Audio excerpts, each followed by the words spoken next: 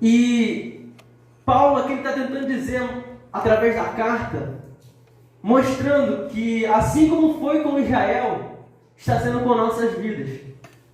Como nós podemos observar, hoje nós estamos vivendo numa terra na qual estamos como estrangeiros, peregrinos dessa terra.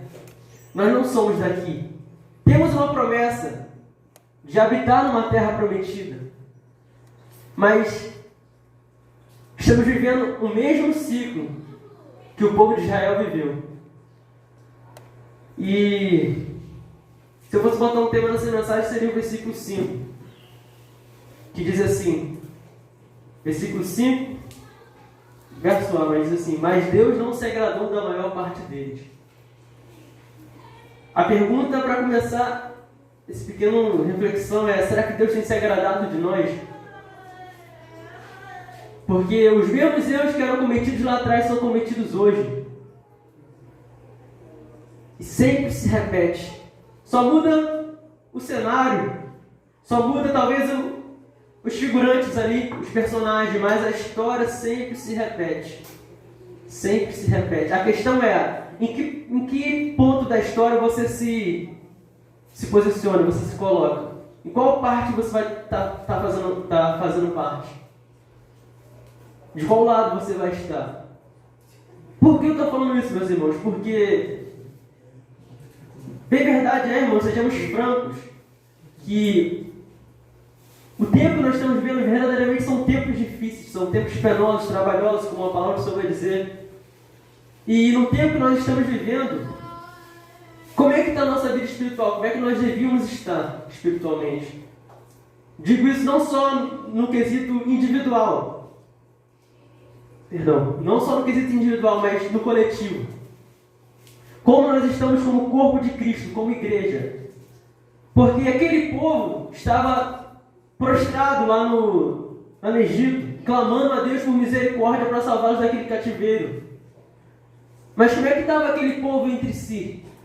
A palavra só vai dizer que ele levanta Moisés vai para o Egito, vai para o deserto, só ele, vive 40 anos lá quando ele volta, mas antes dele ir, vai dizer que Moisés ele tentou apaziguar o quê? Uma briga entre irmãos. Tinha dois israelitas brigando, ele tentou apaziguar ali. Ele falou: quem é você? Quem te constituiu como juiz sobre nós? Ou seja, aquele povo estava clamando a Deus por misericórdia, ambos estavam em escravidão, ambos estavam perdidos, mas como é que eles estavam entre si? Degladiando-se um contra os outros, um matando o outro. Como que clamavam a Deus pedindo libertação, pedindo que fossem livres daquilo, se eles mesmos entre si se matavam uns aos outros? E a mesma coisa que Paulo tenta trazer para a igreja de Corinto, aquele povo, a Paulo vai dizer lá no versículo 5, no capítulo 5, ele diz assim: geralmente se ouve que é entre vós fornicação, tal qual nem entre os gentios, como é de haver que quem abusa da mulher de seu pai, e estáis inchados, e nem ao menos vos entristeceis por não ter sido tirado dentre vós quem cometeu tal ação. Eu, na verdade, ainda que ausente no corpo, mas presente no espírito, já determinei que o tal, como se estivesse presente, que o ato praticou em nome do Senhor Jesus Cristo, junto a vós o meu espírito, pelo poder de nosso Senhor Jesus Cristo, seja entregue a Satanás para a destruição da carne. Ele vai falando várias coisas ali. E no finalzinho também ele vai dizer que ele queria falar de outros assuntos para com ele, mas como é que ele iria falar daqueles assuntos para com ele se coisas tão simples eles não estavam vivendo? Nós sabemos que Deus tem coisa grandiosa para nossas vidas, para a sua igreja. Sabemos a promessa de um grande avivamento, mas como é que Deus pode nos levar a viver coisas profundas se nas coisas tão rasas nós estamos perecendo? Como é que nós podemos querer nos alimentar daquilo que é mais forte? Se no beabá, na sopinha de letrinha, nós não estamos conseguindo nos manter. E um dos pilares principais do corpo de Cristo é a koinonia, é a comunhão.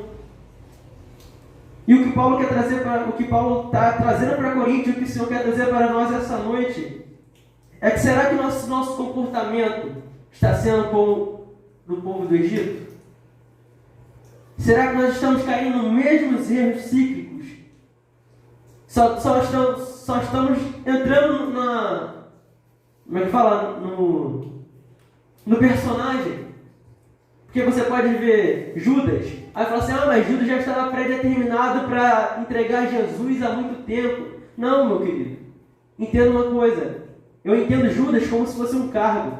Foi profetizado que haveria um traidor, mas não disse que seria Judas. Judas, ele deu lugar ao diabo. Ele se candidatou para aquela vaga de traidor. Judas era apenas um cargo.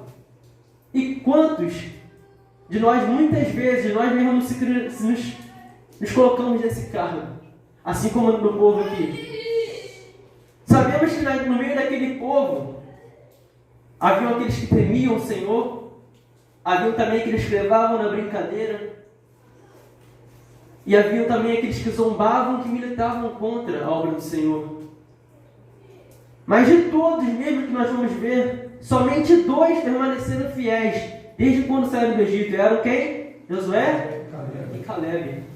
Apontando já lá para frente, para a nossa descendência. Ou seja, dentre aqueles milhões e milhões de pessoas, somente 2 permaneceram sendo fiéis. Somente 2 permaneceram naquilo que o Senhor realmente havia instruído o seu povo. E retornando para o texto, ele vai dizer o seguinte, que eu não quero, ele vai dizer, irmãos, não quero que ignoreis que nossos pais estiveram todos debaixo da nuvem, todos passaram pelo mar, e todos foram batizados em Moisés, na nuvem e no mar, e todos comeram do mesmo manjar espiritual, beberam todos de uma mesma bebida espiritual, porque beberam da pedra espiritual que os seguia, e a pedra era Cristo. Ele está querendo dizer o seguinte, eu quero que vocês não ignorem, porque talvez vocês estejam pensando, não, mas com eles é diferente, mas não, olha só, não ignorem, porque todos eles viveram o extraordinário, todos eles beberam da água da rocha, todos eles provaram daquilo que era milagre, todos eles provaram isso juntos, todos eles passaram pelo deserto juntos, todos eles passaram pelo mar a seco juntos, todos comeram de um mesmo manjar espiritual. Ele está dizendo para vocês, para a nossa vida, não ignore isso, não esqueça disso. Só que mesmo passando por tudo isso, é onde entra o texto que ele vai dizer, mas Deus não se agradou da maior parte deles. Então a primeira coisa que retiramos daqui, você pode estar numa igreja que prega o manjar espiritual, você pode estar num local onde ensina que você tem que orar, que você tem que ler Bíblia, que você deve jejuar, você deve evangelizar, que devemos clamar uns pelos outros. Você não pode estar numa igreja, traduzindo, pode estar numa igreja bíblica, numa igreja que ao menos preza para pregar as doutrinas corretas da palavra do Senhor. Mas não ignore, só porque você esteja numa igreja que tenha pastores que prezam pela palavra, não ignore, simplesmente você está numa igreja bíblica, que talvez o Senhor esteja se agradando de você. Não ignore que talvez você possa estar falando, mas Deus está me usando, por exemplo, eu estou aqui. Fala, mas eu estou pregando, mas talvez Deus não esteja se agradando de mim. Não ignore simplesmente por alguém estar com o microfone na mão pregando, ou com um terno de gravata, que Deus possa estar se agradando dele, ou trazendo para a sua vida. Não ignore que talvez tudo possa estar indo bem na sua vida, dando certo, e que talvez Deus esteja se agradando de você, porque nem tudo que está dando certo, Deus está no meio. Às vezes Deus não pode não estar se agradando de você. Faça uma auto-reflexão de cada um. Será que Deus tem se agradado de nós? Deus tem se agradado de você? Porque muitas vezes, irmãos, nós confiamos em quem nós fomos. É isso que ele está querendo dizer. O povo confia, não, mas eu passei lá pelo mar, eu comi o manjar espiritual, eu estava recebendo da água fluir da rocha, eu estava lá. Muitas vezes nós garantimos a nossa vida naquilo que nós fomos. Talvez um momento bom que estivemos na fé, no início da caminhada, alguma coisa assim, não, eu fazia isso, eu pregava, eu ganhava muita alma e estava naquele primeiro amor. Só que a palavra do Senhor vai dizer que Deus não leva em conta o tempo da ignorância, como nós estávamos no nosso passado, mas também das coisas boas que nós fizemos. Se no momento presente estivermos errando, Deus não vai se lembrar disso. Lá em Ezequiel, Paulo vai dizer o quê? Se você vê um justo andando nos seus caminhos de impiedade e não avisar ele acha que ele vai ser julgado pelos tempos bons que ele vivia, pela sua justiça, mas não é por aquilo, é aquilo que ele está vivendo. Então Deus nos julga, Deus nos avalia pelo nosso presente. Tudo que passou, tudo que você viveu, amém. Experiência adquirida para nossas vidas. Mas será que no momento presente Deus tem se agradado de nós? Porque no dia do juízo, ou no dia que batemos as botas e prestarmos conta diante do Senhor, o que nos será cobrado não será, eu fiz isso, eu fiz aquilo, porque a salvação não vem por obras. Fazemos isso porque somos salvos. Mas nos será cobrado, será que o Senhor tem se agradado de nós? Será que a nossa vida agradou ao Senhor? Porque o próprio Senhor Jesus Cristo disse, e em todo aquele que me diz, Senhor, Senhor, entrará no reino dos céus, não aquele que faz. Quem é que faz a vontade do Pai? Aquele que agrada-o. Mas aquele que faz a vontade do Pai, esse entrará no reino dos céus. Ou seja, será que Deus tem se agradado de nós? Porque o versículo 5 vai dizer, mas Deus não se agradou da maior parte deles, pelo que foram prostrados pelo deserto. Sabe por que aquele povo não entrou na terra prometida, não alcançou a promessa? Porque Deus não se agradou deles. Por que Deus não se agradou deles? Nós vamos recapitular algumas coisas. Algo principal que aconteceu no meio daquele povo. E acontece no meio da igreja, mas quando eu digo igreja de modo geral. No nosso meio também. Porque isso se repete, como eu disse. A história se repete. E o principal é a koinonia. Aquele povo, parecia que aquele povo não estava com o mesmo pensamento. Quando nós vamos ler em Atos, a palavra vai dizer que eles tinham o mesmo pensamento. Comiam do mesmo pão. Partiam do pão, bebiam do cálice, estavam ali todos juntos, em koinonia, em comunhão. E assim também no deserto. Todos estavam ali partindo do mesmo pão. Todos estavam ali comendo as mesmas cordonizes que o Senhor enviava. Estavam ali bebendo da mesma água. Estavam desfrutando da mesma sombra que a nuvem era a nuvem do Senhor. Estavam desfrutando do calor juntos, se aqueciam juntos, estavam louvando o Senhor juntos. Mas no meio daquele povo, a palavra do Senhor vai dizer que muitos se levantaram para tentar parar a própria obra do Senhor. Uns começaram a ter inveja uns dos outros. Fulano de tal foi levantado porque é aconchegado de Moisés. Como é que pode isso? Aí o Senhor faz o seguinte: Moisés, vai lá, pega a vara, chama Arão, chama o sacerdote, bota a vara aí no chão, em terra. Aqui florescer é esse que eu escolhi. E o Senhor teve que provar que escolheu Arão, porque no meio daquele povo havia inveja, no meio daquele povo havia ciúme. No meio daquele povo, uns matavam-se uns aos outros.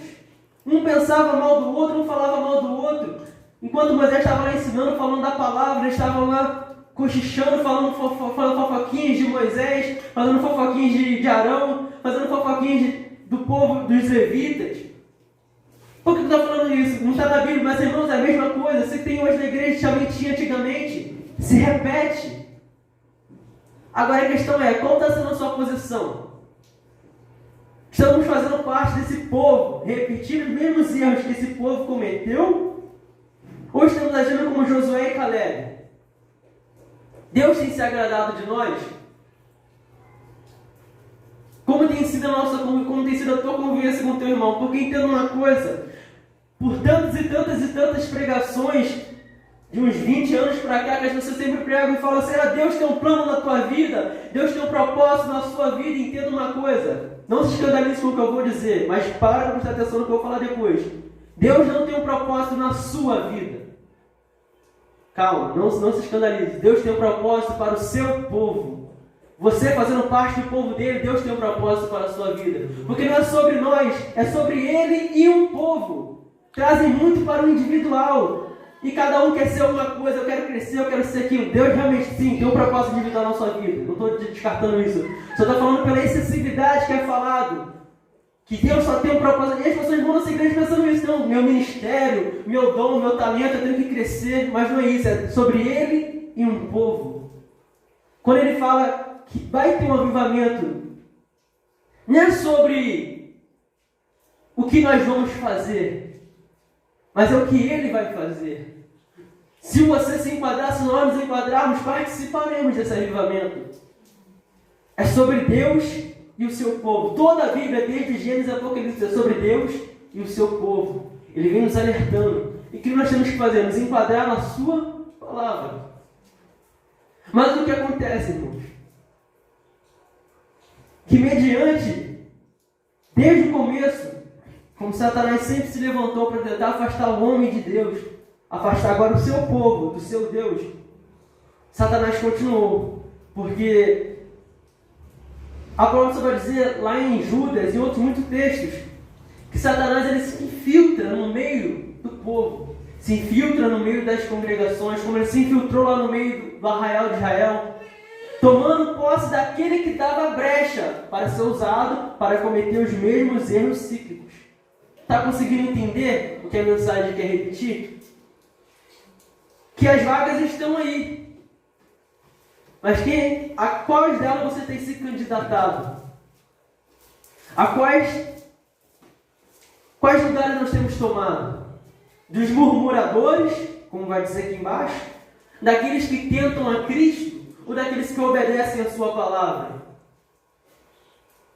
Porque entenda uma coisa, irmãos. A Bíblia é simples e direta. Ele vai dizer que Deus não se agradou da maior parte dele pelo que ficaram prostrados no deserto. O motivo deles ficarem prostrados no deserto foi porque o comportamento deles, Deus não se agradava. Aí eu te pergunto, no nosso meio, como tem sido? Pare para pensar, reflita. Qual tem sido a tua parte para com o teu irmão? Será que você tem amado o teu próximo? Porque o teu próximo é aquele que está do seu lado. Como é que está sendo a tua vida para com ele? Jesus ele é bem claro. Ele vai dizer, tudo que quereis que os outros vos façam, fazer ele também vós. Fazer ele primeiro. Ou seja, se você não quer que faça contigo, o que você faz com o outro? Se eu não gostaria que fizesse isso comigo, por que eu vou fazer isso com o outro? Por que eu cometo injustiças com o outro? Mas a questão é que nós estamos muitas vezes pensando só em nós mesmos. Antes o povo vai dizer que, lá em Atos, quando verdadeiramente a igreja entendeu qual era o propósito de Deus, vai dizer que os que tinham mais, vendiam suas propriedades, suas posses, para poder ajudar e sustentar aqueles que não tinham, de tal modo que aquele que tinha de mais não tinha abundância e aquele que tinha de menos não faltava. Não que a palavra está ensinando você a vender essas coisas, as coisas não é isso. A palavra está ensinando que uns participavam dos outros. Um participava da vida do outro, de forma que todos eram um só corpo, uma só fé, um só batismo, um só amor. Como é que Deus vai operar no nosso meio? Se há divisões aí do nosso meio. Como é que o Senhor vai derramar o seu Espírito Santo, a sua chuva seróide sobre a sua igreja, o Brasil? Se irá facções, se há sentimento faccioso, se há ciúme, se há inveja, se há porfia, se há ira, se há fofoca no nosso meio. Como é que Deus vai trabalhar? Bem verdade é que mais ou menos diz assim, mas aqui tem palavra, aqui tem oração. Tudo bem, meus irmãos. Esse povo também tinha palavra, tinha Moisés pregando ali, tinha o próprio Deus falando e o povo ouvindo. E qual foi a direção do povo? Agradou a Deus ou não? Porque o que importa não é o que está sendo falado. Não é só o que está sendo falado. Mas importa se você vai ouvir e praticar. Porque infelizmente há muitos lugares que não ouvem, não ouvem a palavra porque não é pregado. Mas há muitos lugares ainda que é pregado a palavra e muitos se degladiam entre si. Porque é assim que surgem igrejas. Você estou vendo nenhuma igreja nova. Mas esse irmão não era daquela igreja ali? Ah, não, irmão, o que acontece? É que o pastor lá tal, estava assim, aí eu não gostei muito da doutrina, a gente não foi de acordo com a doutrina dele, as coisas lá, e se dividimos. Eu vim para cá, me deu a direção, montei a minha igreja, e é isso aí, prega a palavra assim. Muitas igrejas surgiram assim de divisões, de pessoas que não concordaram, não concordam com isso. E assim mesmo foi com Moisés. A palavra do Senhor vai dizer que se levantou quem? Para se levantar contra Moisés. Primeiro se levanta Arão. Se levanta Arão e Miriam para tentar se levantar contra Moisés. O Senhor os bota no lugar deles para mostrar que era o Senhor que usava ele. Depois se levanta também Datã e Abirão para tentar se levantar contra Moisés. E o Senhor os mostra que quem colocou ele ali foi ele. Nós vemos também que o povo se levanta para reclamar, para murmurar a Deus, para reclamar com Moisés, que era melhor ter morrido lá, porque eles não estão comendo carne. E Deus vai e manda esconder isso. Isso aqui é carne, então toma carne. Ou seja, sempre esse sentimento faccioso se levantando no coração das pessoas. Só que entenda uma coisa, isso não surge de uma hora para outra. Satanás, ele é, como nosso pastor diz, ele é melindroso. Satanás, ele é sagaz, ele é astuto. Ele sabe que para eliminar, para destruir a igreja, justamente uma igreja que prega a palavra. Se eu subir aqui pregar uma heresia, aqui falar alguma coisa aí, o que os irmãos vão fazer? Conhecendo a palavra. Logo vai contar, se está errado, não sei o que, teu espírito já vai se ligar. Você conhece a palavra. Mas Satanás, sabendo disso, o que ele vai fazer? Vai chegar aqui e vai começar a disseminar suas heresias? Eu estou falando no intuito dele querer destruir a igreja. Não, o que ele vai fazer? Ele vai se infiltrar no meio do povo. Ele se disfarça de uma coisa boa, mas que na verdade é ruim. Ele se infiltra com o pensamento, ele se infiltra com uma ideologia, se infiltra com eu não concordo, se infiltra com não é bem assim, se infiltra que, não é só isso, se infiltra nessas pequenas coisas. Se infiltra numa raiz de amargura, se infiltra às vezes numa fofoca, numa coisa que você falou, que fulano falou, que você ouviu. E assim damos brecha para Satanás agir no nosso meio. E a palavra do Senhor vai dizer que isso é como gangrena, ou seja, como um câncer. Isso se espalha pelo corpo de uma certa forma. E quando se chega para ver que realmente está fedendo, não tem como mais voltar atrás, porque já está podre. A única coisa que tem como fazer é cortar. E assim é Satanás no meio da igreja, no meio do corpo. Como a palavra que Jesus vai dizer, ele lança as suas sementinhas de joio no meio. E a semente ela cresce junto com o trigo. Mas você olhando é a mesma coisa. Mas uma por dentro está cheia e outra por dentro está vazia. Nós não temos como saber quem é trigo e quem é o joio. A questão é, pense você mesmo. Você tem sido trigo ou você tem sido joio? Deus tem se agradado de você? Será que nós temos sido aqueles que murmuram ou aqueles que obedecem? Será que temos sido aqueles que estão como Josué, como Caleb, ou como Datã, Abirão, Miriam e Arão, que se levantaram contra a obra do Senhor? Se coloque, põe na tua mente, não ignore, como ele diz, que eu estou numa igreja, porque eu oro, porque eu faço, não pode essas coisas. Falando, olhe para você, para o seu coração, faça uma autoanálise.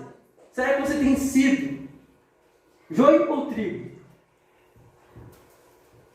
Qual tem sido Será que Deus realmente tem se agradado de você? Porque entenda uma coisa, a palavra só vai dizer que os olhos do Senhor estão sobre os justos e sobre os maus, sobre os bons e os maus, sobre toda a terra, os olhos do Senhor percorrem. A gente pode até achar que o que a gente está fazendo está oculto aos olhos do Senhor, mas não está. Deus conhece o nosso oculto do nosso coração, conhece a nossa mente, não só o que nós fazemos, mas as nossas intenções. Como tem um ditado que fala do mundo de boas intenções, o inferno está cheio. Porque tem muita gente que disfarça com boas intenções. Mas será que realmente Deus tem se agradado de nós? Porque, como eu disse, é uma vaga. Para qual delas está se candidatando? Daqueles que se levantam contra ou daqueles que estão ali, sustentando a mão para que o povo prevaleça? Lá em Judas, a professora vai dizer que eles se banqueteiam no vosso meio. Quem que se banqueteava naquele texto ali? Eram os falsos apóstolos, os falsos ministros. Eles se infiltravam no meio do povo de Deus, pareciam ser parte do corpo, mas como Paulo vai dizer no texto, ele vai dizer assim: saíram do meio de nós. Por quê? Mas não eram de nós, porque se fosse de nós, permaneceriam. Ou seja, eles saíram do meio, eles se infiltram no meio, mas eu acredito de uma certa forma que assim como muitos pastores começaram sinceros, mas deram brecha para Satanás, assim como Judas, que eu creio que Judas começou sincero, mas deu brecha para Satanás, porque Judas estava lá, quando o Senhor enviou de 2 em 2 para expulsar os demônios, para ir fazer prodígio, Judas estava lá, só que Judas deu lugar ao diabo. O que eu estou querendo dizer com isso, irmãos? É que dependente do nosso, seja se a gente for diácono ou apenas um simples servo do Senhor, se você seja pastor, ou seja quem for, irmãos, estou apontando geral, para ser geral, generalizando, seja quem quer que sejamos aqui dentro da igreja, no corpo de Cristo, cada um de nós prestaremos contas diante do Senhor. Romanos 10 vai dizer que nós prestaremos contas diante do nosso Senhor, das nossas atitudes. O pastor não vai estar lá para te representar no dia do juízo. Ah, não, peraí, rapidinho, eu vou chamar o pastor Ricardo aqui, porque ele sabe minha vida, sabe que eu estava lá. Não. O pastor Ricardo não conhece a sua vida como eu estou em casa. O pastor Ricardo não conhece a minha vida como eu sou em casa. Ele pode conhecer a família dele, o filho dele, a esposa dele. Mas mesmo assim, ainda assim, a gente não consegue conhecer no profundo do âmago do coração, porque só Deus conhece lá no interior. Então, eu quero dizer que no dia do juízo, nós prestaremos conta àquele que vê todas as nossas intenções, aquele que vê todos os nossos comportamentos, não haverá como escapar. E como tem sido o nosso comportamento? Deus tem se agradado de nós? Por quê, irmãos? Nós vemos muito isso no mundo. Pessoas que são dupla personalidade. Aqui uma coisa, lá é outra. É como falam, o crente Raimundo, um pé na igreja e um pé no mundo. Porque na igreja é uma coisa. Tem até um corinho que fala assim, papai, vamos morar aqui na igreja. Porque aqui na igreja, mamãe, vamos morar aqui na igreja, porque o pai é bonzinho, o papai respeita a mamãe. Vamos morar aqui na igreja, porque aqui o papai não fala mal do pastor, respeita o pastor. E o vovô fala várias dessas coisas. É uma criancinha falando isso no louvor. Por quê? Porque ela viu o quê? Na igreja era uma maravilha. A mãe respeitava o pai respeitava a mãe. Em casa um se matava o outro. Um falava mal do outro, ela viu o que o pastor falava mal do outro. Infelizmente é assim. É engraçado, mas seria engraçado se não fosse realidade. Quantas e quantas igrejas brasileiras estão abarrotadas disso? Vivendo em dupla personalidade. Uma coisa é dentro da igreja, outra coisa é fora da igreja. Uma coisa é aqui na igreja, outra coisa é no trabalho. Nós prestaremos conta de tudo o que nós fazemos, pensamos e falamos ao Senhor. Nada está oculto. Continuando o texto, ele vai dizer o seguinte: essas coisas, versículo 6, essas coisas foram-nos feitas em figura, para que não cobicemos as coisas mais, como eles cobiçaram. Por que essas coisas se repetiram e Deus deixou acontecer? Por que Deus não podia ter cortado? Deus já conhece o futuro? Por que Deus não poderia cortar? Não, vocês não vão não, vocês vão fazer isso aqui. Por que Deus deixou? Ainda deixou que fosse isso ser relatado. Por quê? Porque isso nos serve como exemplo. Entenda uma coisa. Se eu estou vindo aqui, tem um objeto aqui transparente. Eu estou vendo alguém Eu estou de longe vendo alguém passando, eu sei se é alguém. A pessoa passou, tropeçou, caiu. Pô, a primeira pessoa que passou, ela não viu. Está transparente. Mas essa mesma pessoa, quando ela passar de novo, se ela se ligar, ela vai saber que tem alguma coisa aqui que ela não está vendo, ela vai subir. Agora, se eu vi a pessoa errando, quando eu passar aqui, como é que eu vou passar sem nunca ter errado? Pô, eu sei que aquele cara tropeçou aqui, então eu vou tomar cuidado. É assim que funciona, é assim que nós aprendemos, por exemplo. Nós vemos e aprendemos com o erro do outro. Não precisamos errar para aprender. E assim é como Deus trabalha com o seu povo. Ele mostrou os erros do seu povo para que as gerações futuras não viessem a errar. Mas se você para observar, pega lá desde Adão até o tempo de Davi. Pega depois do tempo de Davi até o tempo do Senhor Jesus. Eram os mesmos erros que as pessoas cometiam, os mesmos erros. Satanás usando das mesmas artimanhas. E o povo sempre caindo nos mesmos erros. É cíclico. E cometendo as mesmas falhas. Agora a questão, como ele vai dizer? Essas coisas foram feitas como figura, para que não cobicemos as coisas mais como eles cobiçaram. É certo que temos o exemplo. Mas será que nosso coração realmente quer seguir esse exemplo? É certo que nós temos o que a palavra só diz que tem que fazer, mas será que realmente temos colocado em prática?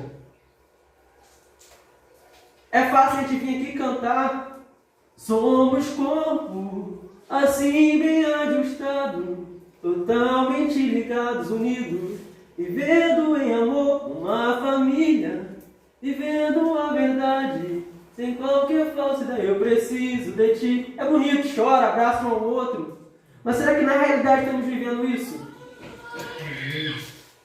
Será que temos sido um só corpo? Porque entende, irmãos, o tempo que vamos viver, que vamos passar, tudo que nós teremos é um ao outro e o Senhor. Mas se no tempo que nós estamos, nos matamos um ao outro, se o tempo que nós estamos vivendo do jeito que está, será que quando as coisas apertarem, como é que vai ser? É o que a palavra diz, um vai entregar ao outro. O pai entregará ao filho, o filho entregará ao pai. A nora entregará a sua sogra, a sogra entregará a sua nora. Vai ser assim, um irmão entregará ao outro. Será que nós vamos nos colocar nessa posição?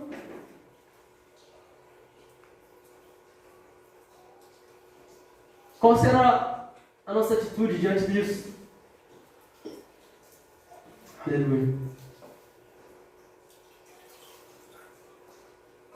Reflita um pouco como tem sido a nossa posição no corpo de Cristo. Será que nós estamos para somar? Eu estou falando dessa forma mais pausada, justamente para causar reflexão na nossa vida. Porque no dia a dia, na correria das coisas, muitas vezes naquele modo robótico, automático que nós vivemos, não temos tempo para refletir. Sabe um tempo bom no qual nós vamos refletir? É qual o próprio Salomão ensina, ele fala em Eclesiastes, quando há morte. Recentemente teve 2 perdas de pessoas no meu convívio. E nesses pequenos tempos que nós tivemos essa perda, a gente se para pensar como que a vida é fugaz. Como que a vida hoje não existe, amanhã já não é mais. Como que hoje nós estamos aqui, amanhã não vemos mais. Como hoje está sorrindo, amanhã está chorando. E nesse momento, muitas vezes, trazemos reflexão para nossas vidas. A questão é, nós achamos que nós nunca vamos morrer. Hoje eu estou aqui, amanhã eu posso não estar. Eu não posso viver uma vida ilusória achando que eu vou viver imaginando aqui igual um filme. Não é assim. A nossa vida está na mão do Senhor. E o diabo, a palavra do Senhor vai dizer que ele anda todo dia como um leão, buscando a quem possa tragar. Ou seja, a nossa vida ela passa muito rápido. E nós temos que entender que somos uma família. Que Cristo nos resgatou das trevas para a sua maravilhosa luz. Que Jesus nos tirou do charco do lamaçal de pecado para vivermos em um só corpo. Temos que entender que temos um inimigo, um arqui-inimigo, que é Satanás. Não somos nós uns aos outros. A palavra do Senhor vai dizer que nós somos ovelhas do seu pasto, do seu rebanho, do seu pastoreio. Nós fazemos parte de um corpo. E nesse corpo, a palavra do Senhor vai dizer que tem que ser um corpo santo. Um corpo no qual a palavra do Senhor vai dizer que tem que ser agradável ao Senhor. E o interessante é que ele vai dizer no versículo 12, algo muito interessante mesmo, que ele fala assim, muitas vezes nós falamos esse versículo, mas não prestamos atenção. Olha só, aquele, pois, que cuida, estar em pé, olhe que não caia. Muitas vezes nós falamos assim, você acha, muitas vezes, nós falamos, eu estou em pé, eu estou firme. Mas o texto está dizendo aquele que cuida. Cuidar aqui significa pensar ou achar, cogitar. Aquele que cogita, pensar. Não é nem se ele está em pé ou não. Só de pensar que ele está em pé, tome cuidado para que não caia. Porque muitas coisas que nos fazem errar é achar que somos uma coisa e não somos. Filipenses vai dizer que não pense cada um de si mais do que realmente ele é. Ou seja, que eu não venha pensar que eu estou numa posição, mas a qual eu realmente não alcancei aquilo. Que eu estou num nível espiritual ao qual eu ainda não alcancei. Nível espiritual que não significa andar no poder, marchar, não é isso, irmãos. Nível espiritual é maturidade espiritual. Aleluia. Maturidade é aprender a conviver uns com os outros.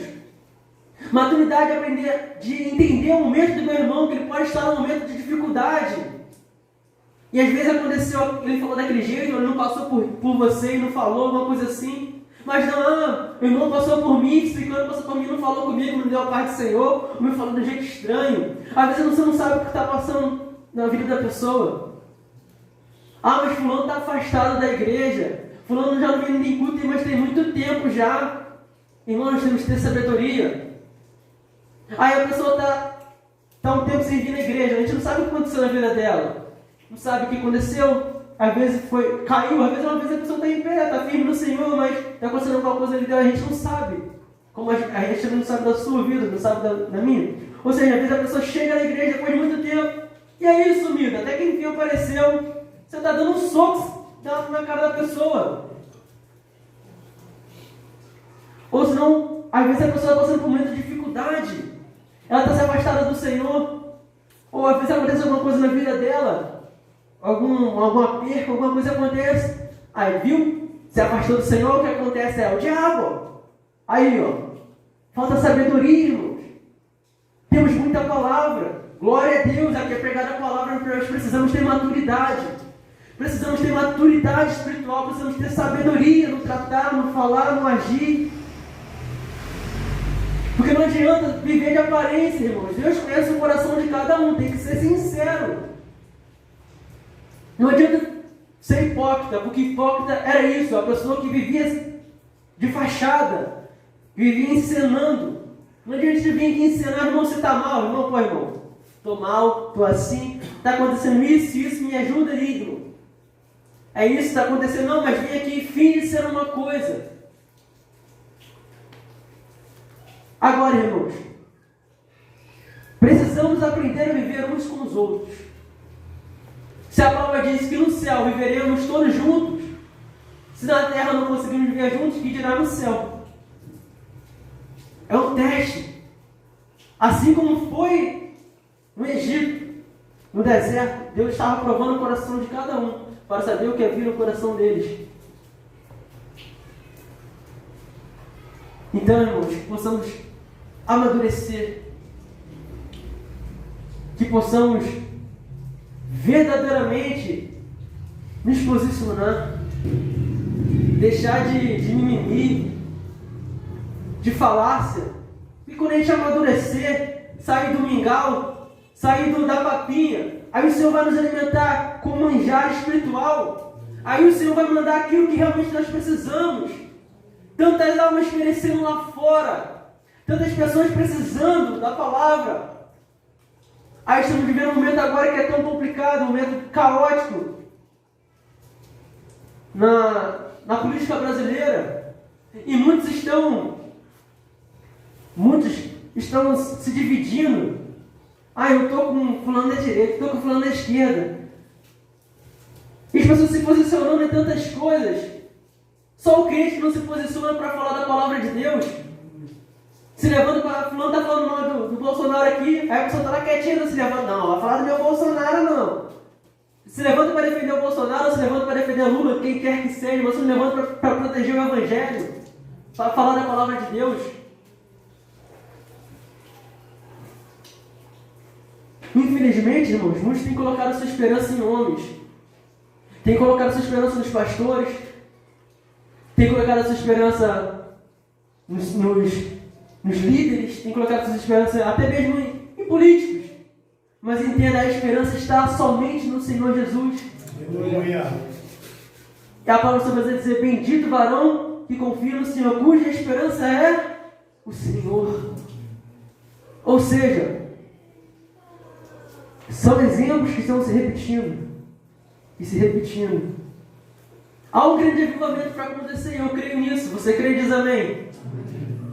Esse avivamento vai acontecer, mas entenda, sobre ele e o seu povo.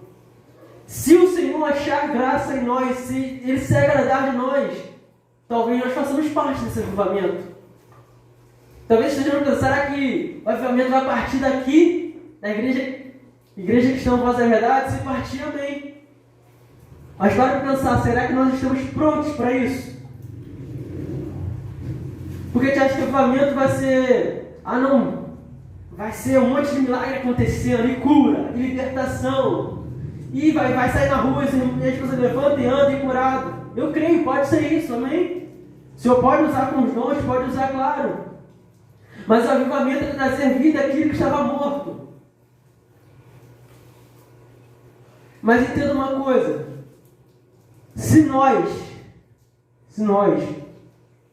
estamos nos matando entre nós mesmos, não é como trazer vida em outro lugar.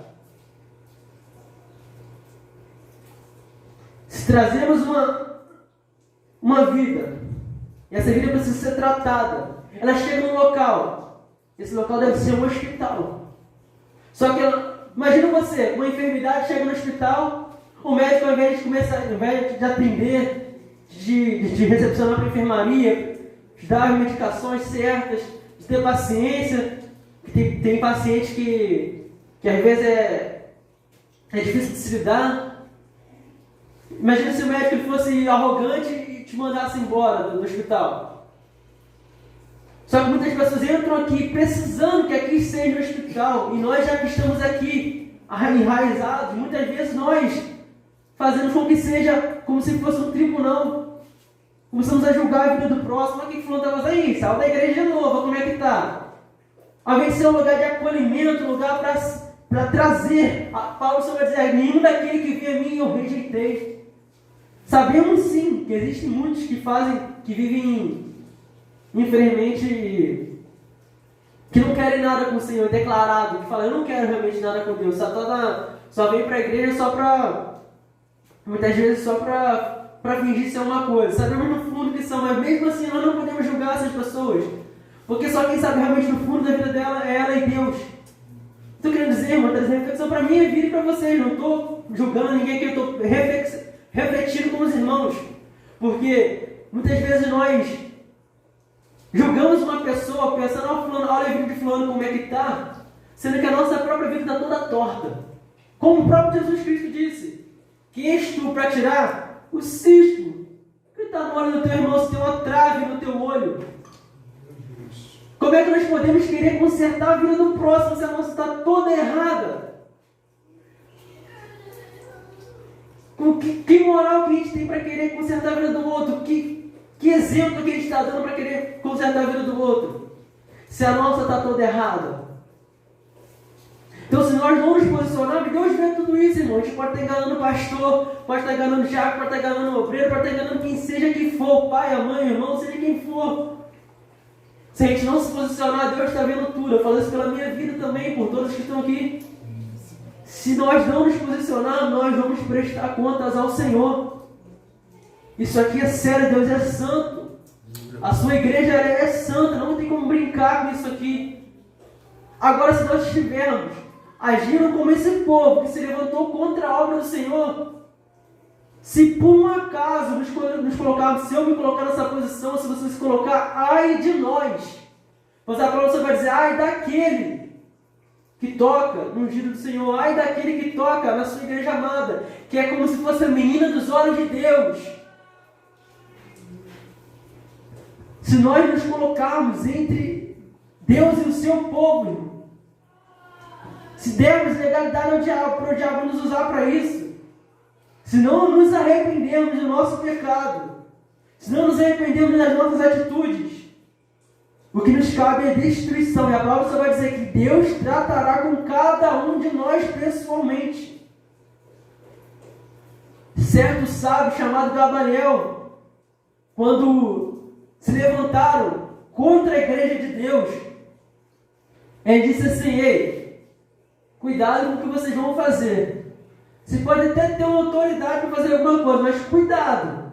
Surgiu um tal de Teudas, juntou um pouco de gente, mas ele morreu, acabou. Surgiu um outro tal de Judas, aí juntou também um pouco de gente ali, mas depois que ele se dispersou, acabou. Então, se essa obra for dos homens, vai se dispersar. Mas se por um acaso isso vier de Deus, e for de Deus, cuidado, para não estardes lutando contra o próprio Senhor, se achando lutando contra Deus, militando contra Deus. Então, meus irmãos, temos que tomar cuidado com as nossas atitudes, porque muitas das vezes nós, no nosso próprio conceito do nosso coração, achamos uma coisa. Só que não há nada mais certo do que, irmão, joelho no chão e cara não pode clamar ao Senhor.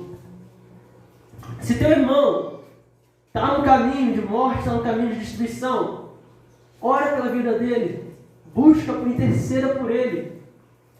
Se teu irmão está tomando uma decisão errada, um caminho errado, jejue por ele, ore por ele, clame por ele, chore por ele. Se preciso for, fale. Mas continue orando, continue buscando. Mas o que nós muitas vezes fazemos? O irmão está vivendo a vida de dificuldade, está vivendo a vida errada. Aí está orando pela vida da pessoa. Aí a pessoa está se levantando, depois ela cai de novo, levanta, cai de novo, levanta, cai de novo. Depois, ao invés de você continuar orando e clamando e buscando, intercedendo por aquela vida, até Deus libertar aquela vida, começa a falar, fulano não quer nada com nada não. Começa a falar mal do irmão. Como é que nós podemos, nossa boca pode abençoar e amaldiçoar ao mesmo tempo? Orar e maldizer. Como é que nós podemos abençoar e amaldiçoar ao mesmo tempo? Não tem como. Mas, irmãos, nós temos errado em muitas coisas. E talvez Deus não esteja se agradando de nós. Mas a questão é a partir do dia de hoje, a partir dessa mensagem, o que você vai fazer? Vai dizer, vai pensar, quem é ele para falar isso? Ele não é o pastor? Quem é ele para falar isso? Ele está tudo errado, está cheio de erro na vida dele. Quem é ele para falar isso? Eu realmente não sou nada, irmão.